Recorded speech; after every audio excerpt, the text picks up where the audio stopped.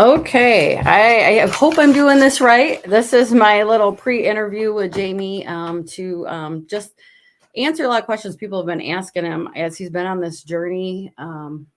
He's lost, how much weight have you lost now? 132 pounds. 132 pounds from when he started. I posted a picture last night that shows him after he'd lost a few pounds already. The first one, right? Because that was when we Yep. went to Kentucky, and he had to lose weight to go on the zip line because there was a weight limit on there, and he wanted to make sure he could do that. So he actually started slightly bigger than that. But these are some of the things I was thinking about. So I'm sitting here with Jamie. He's headed out this Saturday to Las Vegas. He's going to wrestle in the U.S. Open Masters Nationals. And I know a lot of friends and family have had a lot of questions for him. And so I want to answer some of those. So, Jamie, what's your plan for next week in Vegas? To go out and have a lot of fun. Do something I couldn't do a couple years ago. And I've never entered a tournament that I didn't go to try to win. So we're going to try to win, but we're also going to have fun. And I think I've already won the battle. So I've watched you completely change before my eyes over the last 2.5 years. Would you tell our friends and family at what weight you started or decided something to need it change, and what your weight is at as of today? I was 287 pounds. When you can't go on a zip line and you're going on vacation, there's things that you want to do, and you start thinking about grandchildren. You think about the stuff that you couldn't do with your kids because of your weight, the things you can't do with your wife.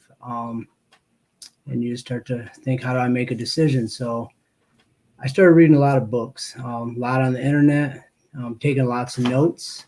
I didn't just jump into a diet because I didn't believe in the fad diets or the making it a diet at all. It's got to be a change of life.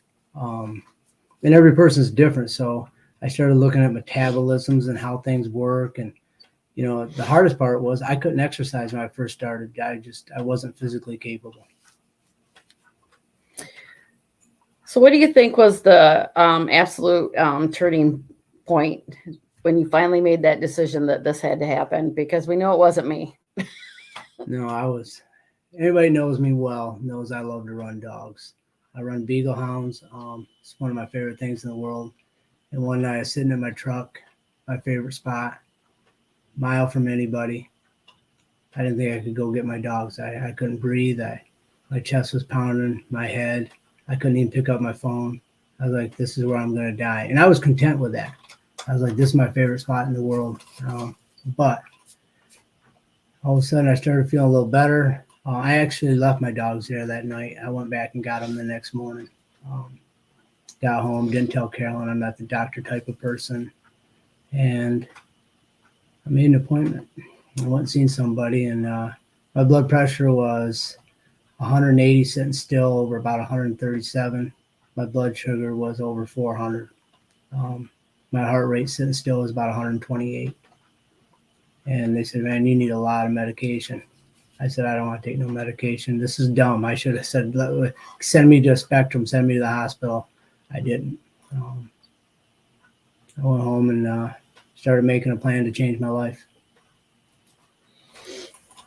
So would you tell our friends and family about how you managed to stay on track and lose the weight? Because so many of us start, and it starts out good, but eventually something happens. A holiday comes, or maybe we go out with friends and we think we've messed up, or we hit a point where we feel like nothing more is happening and we just give up.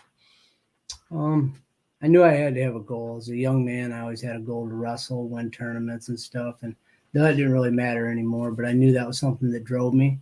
And so Jeffrey Sholderoff, good friend of mine, he'd wrestled in the Masters Nationals, and he was a big inspiration. I said, man, I got to have something like that to look forward to, something at the end and then continue. Lisa Brink, another young lady I went to school with, was running a marathon. I thought how awesome that was. And I thought, I want to be 1%er. I want to do stuff that only 1% of the people do. So I've got some other goals to hopefully get me in that category, but this was the first goal. So a lot of people have asked you what diet you used or fitness program. What answer do you have for them? No diet. Started looking at foods that, one, they got to taste good. Two, they got to be easy to prepare. Three, they have to have a nutritional value. So the diet was every month I'd give up something and add something. So I'd give up something bad, I'd add something good. So the first month was pop. Pop's probably the worst thing that people can drink. And I said, I'm giving that up. And I added a lot more water. Every month I did that. I'm still doing that every single month. Getting rid of something bad, adding something good. That doesn't mean you can't have a piece of cake. It doesn't mean you can't have a bowl of ice cream. In 2.5 years, I've had ice cream 3 times. Just make it that a special occasion. I've had cake once, at a birthday party. Don't mean you have to go back for seconds, but you don't have to completely give stuff up.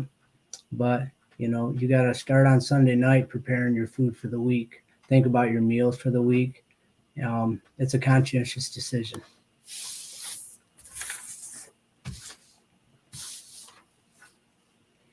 So besides the weight you have lost,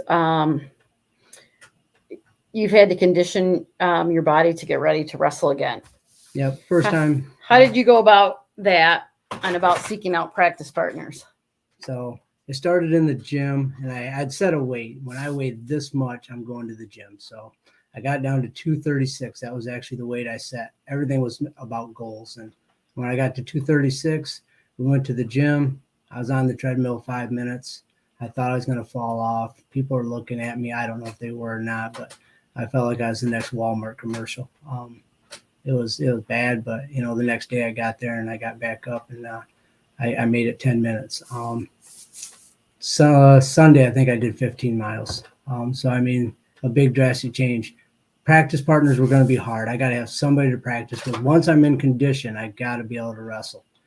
Can I even wrestle? Can I shoot? Can I tie up? Do I remember anything? I mean, it's been decades. So I seeked out Joe Scarbo, great kid. I mean, this kid's the type of kid that can place in a state tournament. He's got a great shot. He's fast. He's strong. About my weight.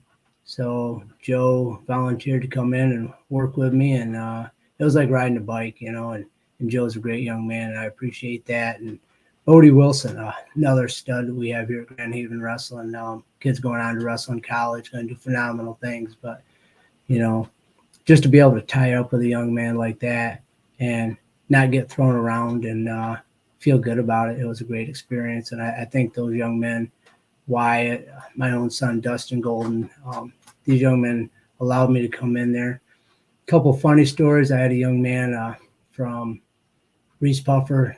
He said, "Who's in my 3-man group?" And I said, "I am." And he's like, "Dude, I'll hurt you. You're old." I'm like, "Well, just go easy on me." After I took him down about the 3rd time, he's like, "How'd you get so fast?" And I said, "Speed's the lack of hesitation. I don't hesitate." And I think we both gained a great deal of respect that, if you put your mind to it. And I told him after practice, he asked me if I could come up to his school and start practice with him. So I thought that was pretty cool. It is kind of cool. So the last couple of weeks, you and I have been going to the WHAM tournaments because you've been helping to coach the WHAM right now with Dakota Smith. And as the wrestling season has progressed during WHAM, I've been talking to a couple from Holland. And at our last tournament this past Saturday, they were mentioning, because I had kind of told them how you plan to wrestle, that they didn't know there was wrestling beyond high school or college or maybe the Olympics. So what would be your suggestion to somebody out there who might want to do this? Where do they find these tournaments? How do they get involved in them? You can go on USA Wrestling. I mean, some of them are far and in between. They're not big. I chose the biggest one in the United States just because I wanted my goal to be big. But there's all kinds of tournaments. Go into your high school wrestling rooms. Ask the coaches if you can work out. I'm sure they're looking for people to help. There's all kinds of things. But if you're a basketball player, find a men's basketball league. I found a dodgeball league for this fall. So try that out too. I mean, try anything that you can find that keeps you just doing something with other people. If if you live in the Grand Haven area, I plan on putting together a men's wrestling program, and maybe in next year we can go out to Masters Nationals for folk style together. So overall, it's been a good experience. It's not been easy.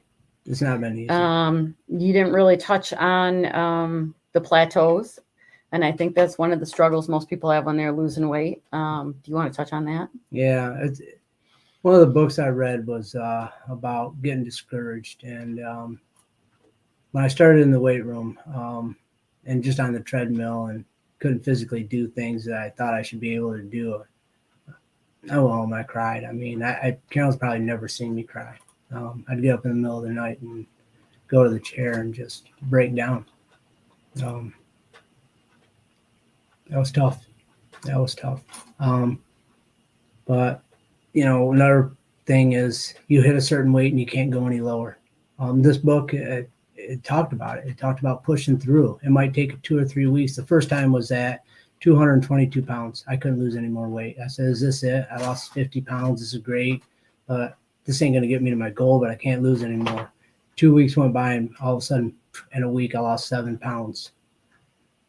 Couple months later, I'd set a goal to, when I started back teaching, I wanted to be at 195 in September. I couldn't get under 206. I just couldn't do it.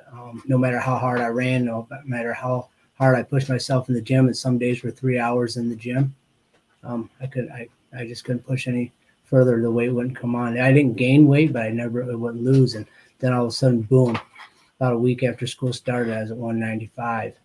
And then I had at about 170. I couldn't get lower. I just kept doing the same things I was doing, didn't change anything. As we got closer to this tournament coming up, and like I said, I don't know how I'm going to do. I think I'm in the best condition of my adult life, probably better condition I was when I was in college wrestling.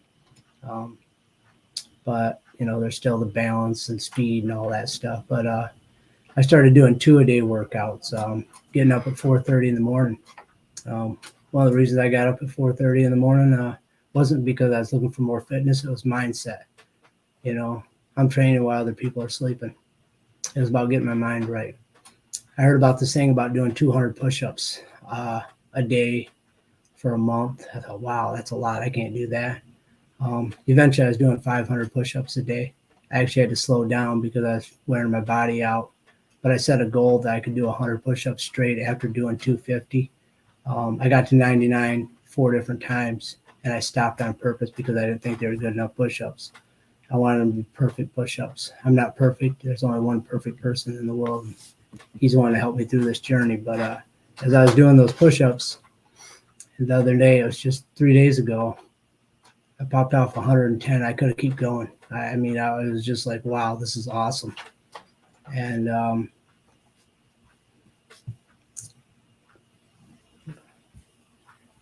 I'm watching Carolyn fix the computer. I'm sorry. It's working. Our video's still working. It's an antivirus. Just trying to. It doesn't matter if your goal is 10 push-ups tomorrow. It doesn't matter if your goal is to walk on the treadmill for 20 minutes. It doesn't matter what your goal is. Put your mind to it. Take the opportunity.